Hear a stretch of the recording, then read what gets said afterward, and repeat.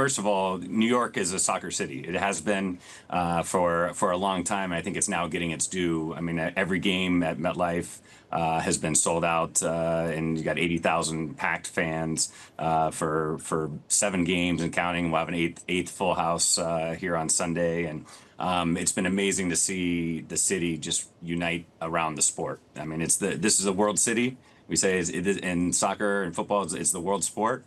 So no better place to have a World Cup final, in my opinion, than here in the New York City area. So it's been amazing to see fans from all over. And by the way, lots of new fans that are really seeing the power of the sport of soccer and couldn't be more excited about it. So it's amazing for the sport. All of that is great, I think, for Major League Soccer, for New York City FC, as more soccer fans, more interest, more people talking about soccer, more people thinking about soccer, more people going to soccer games, watching soccer games is better for us. Well, go back then. I mean, we talk about the MLS and its founding, kind of riding the coattails of that 1994 FIFA World Cup, which really obviously captivated a lot of folks here in the United States. When you think about the maturity of this league right now, and for that matter, the maturity of New York FC, how much of a bump does a World Cup being played here in the U.S. and North America actually bring in new fans to the sport?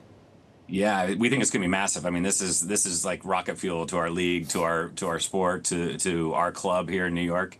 It's amazing the impact that, like you said, the '94 World Cup had. I mean, that spawned an entire league, and now we're here 30 plus years later that and we have one of the strongest leagues in the world. I mean, Major League Soccer over the last 2 years is the second highest attended league in the world, only behind the English Premier League in terms of actual attendance at games. And so it's incredible how the sport has been taken on in this country. But this World Cup is taking everything to a completely different level, and we definitely are already seeing positive impacts of that. But the league is coming back, this weekend or the next 2 nights. MLS is back, and it's going to be for us, we're going to see a ton of positive momentum, and selfishly and we're fortunate in New York City to be launching the first ever soccer-specific stadium in the 5 boroughs of New York City in 2027 with Etihad Park. So for us, the timing couldn't be more perfect. Let's talk about Etihad Park. Obviously, that's on the big sports complex. For those folks who aren't familiar with New York City, out in Queens right now, Citi Field, and then of course you have the tennis center, the Arthur Ashe Stadium, just off in the distance here. That is still on track for completion. Absolutely, yeah. We're on great pace. Going to open in 2027. Major League Soccer is moving to the international soccer calendar to align with the big European leagues next summer, the summer 27. So New York City FC will be playing our first inaugural match in Etihad Park. Actually, we're announcing this today. We're breaking news for you. So July 17th, 2027, 1 year from tomorrow, will be the first ever New York City match at Etihad Park. We're on pace. We're going to open before that, probably a couple months before that, and have a soft launch with a number of different sporting events and other type of events. But the inaugural New York City FC match, July 17th, 2027. All right. Well, you heard it here first from Brad Sims. What is that experience going to be like inside the stadium? If I remember correctly, this is the most expensive stadium dedicated to soccer in the United States ever built. Is this going to be like the same type of experience you would get with going across the street to Citi Field or out there to MetLife Stadium?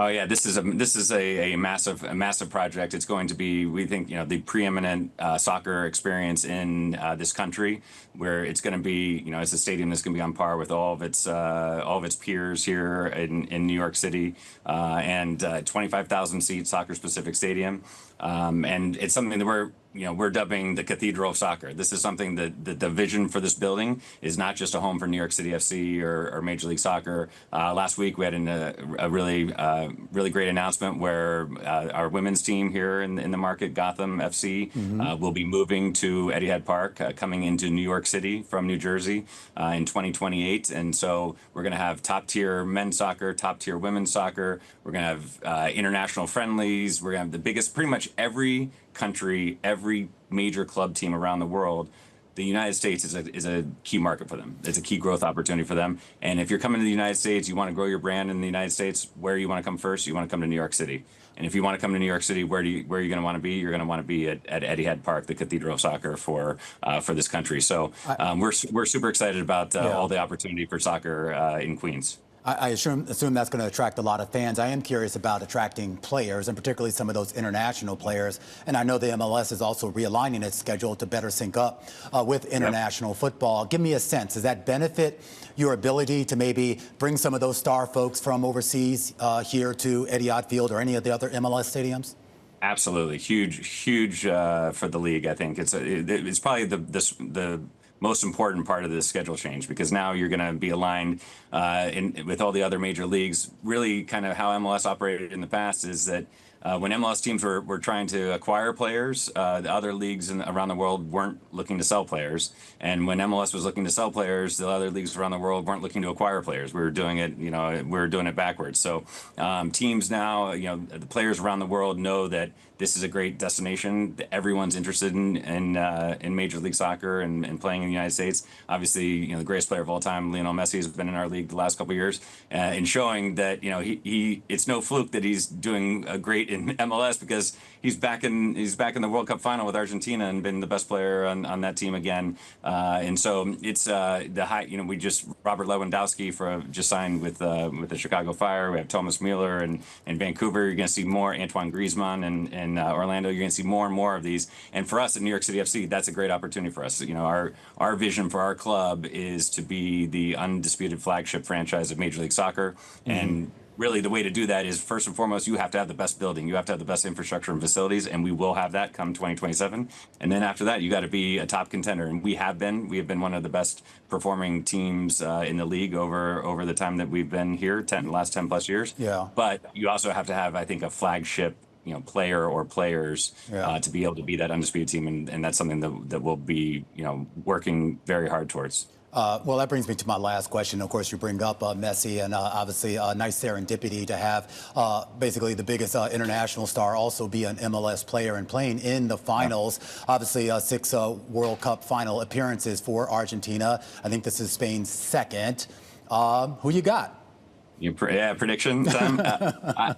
We were talking about this before. I mean, I think it's gonna be a great game. It's gonna be tough. I think I jokingly told someone previously that I have Spain for the first 80 minutes and Argentina for the last 10 in change, because Argentina has been coming from behind and winning in dramatic style. So I think it's gonna be a great game. I give Spain the slight edge. They have just an unbelievable defense. But it would be an amazing story for Messi in what is in all likelihood his last World Cup to finish with back-to-back World Cup victories. So we'll see on Sunday. I think it's going to be a great one, though.